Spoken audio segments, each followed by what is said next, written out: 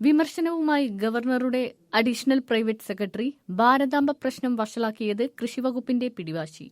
തിരുവനന്തപുരം രാജ്ഭവനിലെ പരിസ്ഥിതി ദിനാഘോഷ ചടങ്ങിൽ ഭാരതാംബയുടെ ചിത്രം വെച്ചതിൽ പ്രശ്നം വഷളാക്കിയത് കൃഷിവകുപ്പാണെന്ന് വിമർശിച്ച് ഗവർണറുടെ അഡീഷണൽ പ്രൈവറ്റ് സെക്രട്ടറി പി ശ്രീകുമാറിന്റെ ലേഖനം.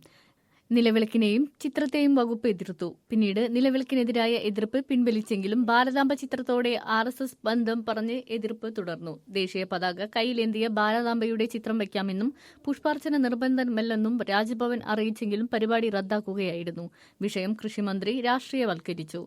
ആർലേക്കർ ഗവർണറായതോടെ രാജ്ഭവനിലെ പരിപാടികൾക്ക് വിളക്കും ഭാരതാംബയുടെ ചിത്രത്തിൽ പുഷ്പാർച്ചനയും ദേശീയഗാനം ആലപിക്കുന്നതും നിർബന്ധമാക്കിയിരുന്നു. രാജ്യത്തിന്റെ ഏകതയോടുള്ള ബഹുമാനമാണിത്. ഒരു വിവാദവുമില്ലാതെ പല ചടങ്ങുകളും നടത്തി. പുഷ്പാർച്ചന പ്രോട്ടോകോൾ വിരുദ്ധമാണെന്ന് പരിപാടിയുടെ അന്ന് രാവിലെയാണ് സർക്കാർ അറിയിച്ചത്. ദേശീയ ചിഹ്നങ്ങളിൽ പുഷ്പാർച്ചന വിൽക്കുന്ന പ്രോട്ടോകോളുകളുണ്ടോ എന്ന ചോദ്യമാണ് ഉയരുന്നത്. ഭാരതമാതാവിന്റെ ചിത്രത്തിൽ പുഷ്പാർച്ചന നടത്തുന്നത് എങ്ങനെ ഭരണഘടനാ വിരുദ്ധമാകും? ദേശീയഗാനത്തിന്റെ അവസാനം ഭാരത് മാതാ കി ജയ് എന്ന് പറയാമെങ്കിൽ ചിത്രത്തിൽ പുഷ്പം അർപ്പിക്കുന്നതിൽ എന്ത് തെറ്റ്?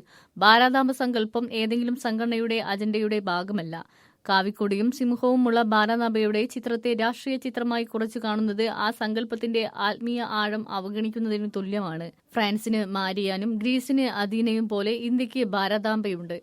അത് ഭക്തിയുടെയും സമർപ്പണത്തിന്റെയും പ്രതീകമാണ്. ദേശസ്നേഹത്തിന്റെ സാംസ്കാരിക പ്രകടനങ്ങളെ ഉൾക്കൊള്ളാൻ തയ്യാറാകാത്ത മനോഭാവമാണ് സർക്കാരിന്റേത്. ചടങ്ങ് ഉപേക്ഷിച്ചത് ദേശീയതയുടെ സാംസ്കാരിക ആവിഷ്കാരം അംഗീകരിക്കാനുള്ള വിമുഖതയാണ് പ്രകടമാക്കുന്നത്. ഭാരതാംബ എന്ന ആശയം തന്നെ ചിലർക്ക് അസ്വസ്ഥതയായി മാറുകയാണ്. രാജ്യത്തിന്റെ പ്രതീകങ്ങളെ പാർട്ടിപരമായ കണ്ണിലൂടെ കാണുന്നത് അവസാനിപ്പിക്കണമെന്നും ലേഖനത്തിലുണ്ട്.